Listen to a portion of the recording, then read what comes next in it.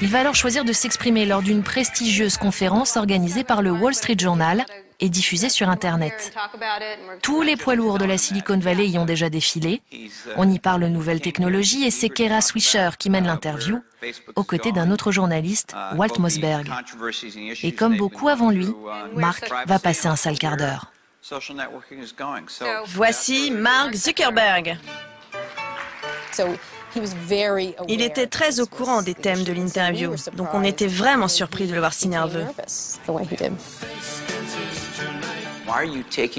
Pourquoi faites-vous en sorte que je dois vérifier l'intégralité des infos qui me concernent?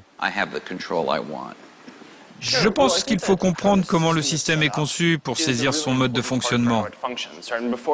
Je parlais avant de ce que font les utilisateurs sur le site. Ils partagent leurs informations avec leur entourage. Mark ne répond pas du tout à la question. Mais en face de lui, le journaliste insiste. Mais vous n'avez pas répondu à ma question. Vous semblez avoir décidé de rendre publiques mes informations personnelles sur Facebook. Vous l'avez fait tout seul, sans prévenir?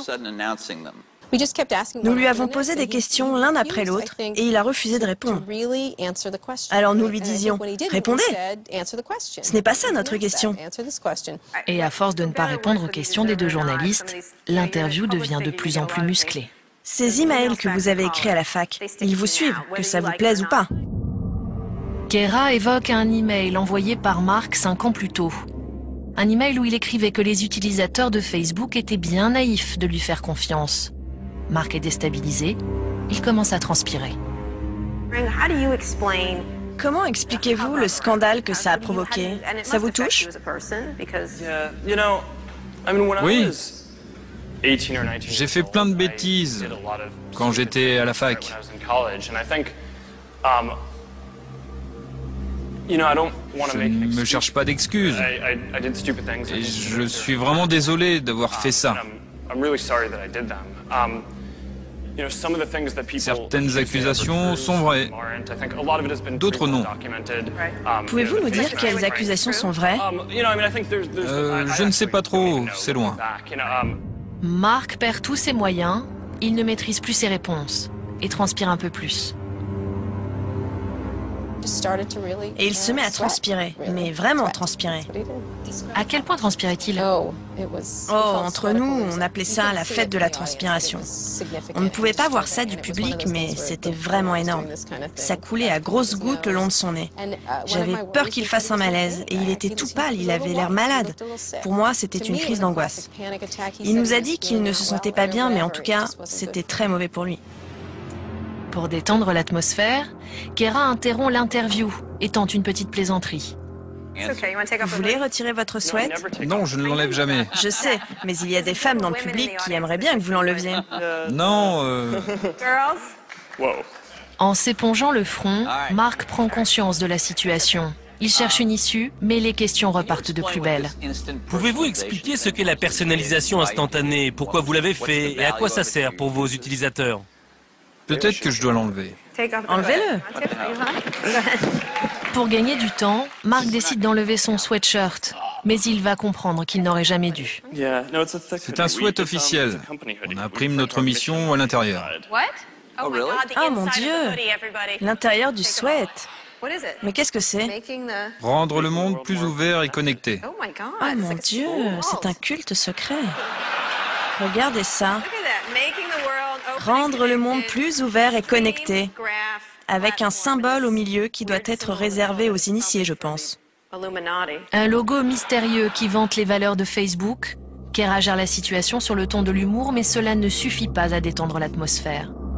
Mark Zuckerberg le sait, l'interview est une catastrophe, il ne pouvait rêver pire publicité.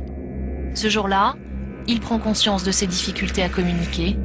Il comprend aussi que pour assumer parfaitement son statut de PDG de Facebook, il doit vaincre son anxiété maladive.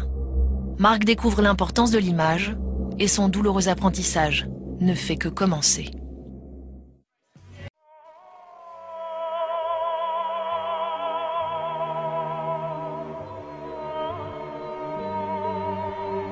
pourquoi le jeune patron de Facebook ne se sépare-t-il jamais de son sweatshirt à capuche?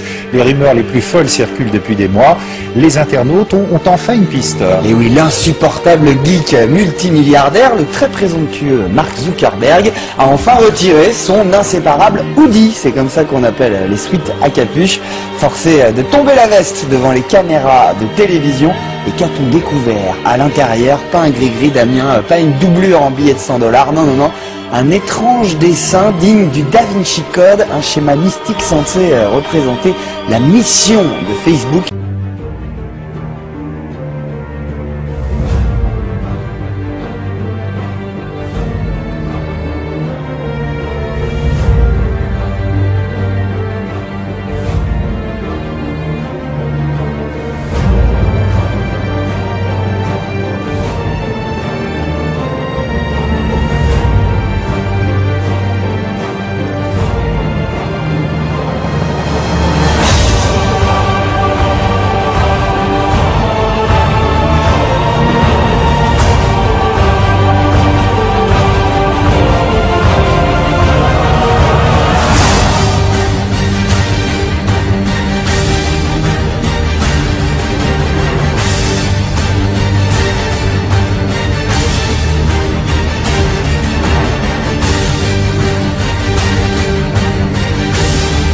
Le fondateur d'Axel, Freddie Mimi, offre 12 700 000 $ de ses partenaires de Venture Capitalist. Le manager d'Axel, Jeff Breyer, PDG du National Venture Capitalist, NVCA, est créé par Gilman Louis, PDG de InQtel, une entreprise capitaliste créée par la CIA en 1990.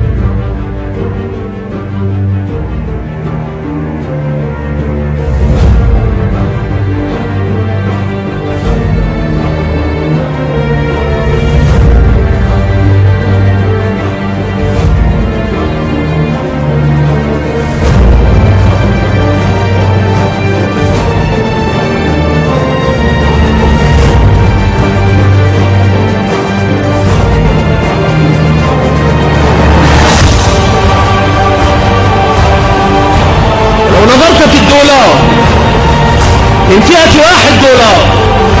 لرأيت رمز الماسونية خلفك.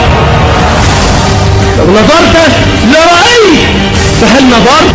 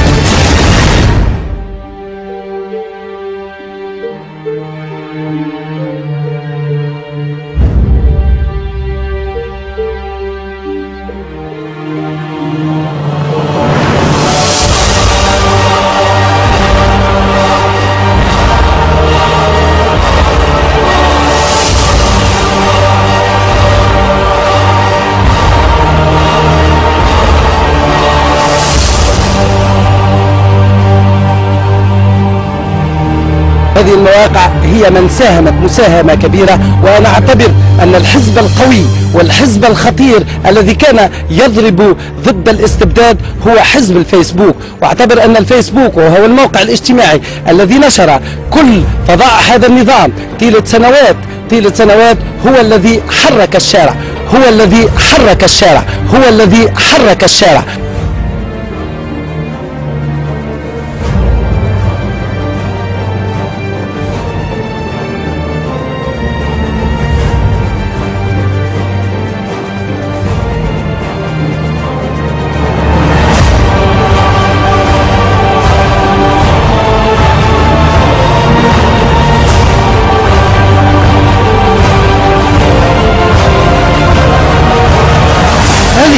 الجمهورية الديمقراطية العالمية هي في حقيقتها دولة إسرائيل الكبرى. يريدون أن يحكموا العالم وأن يتحكموا في الشعوب كافة في مقدراتها وفي مصائرها، وتكوين الحكومة اللادينية الديمقراطية المدنية العالمية. حرية، إخاء، مساواة، إنسانية، هذه شعارات الماسونية يهتف بها اليوم في جميع أقطار المسلمين، وتخرج الجماهير الغافية الحمقاء في الشعار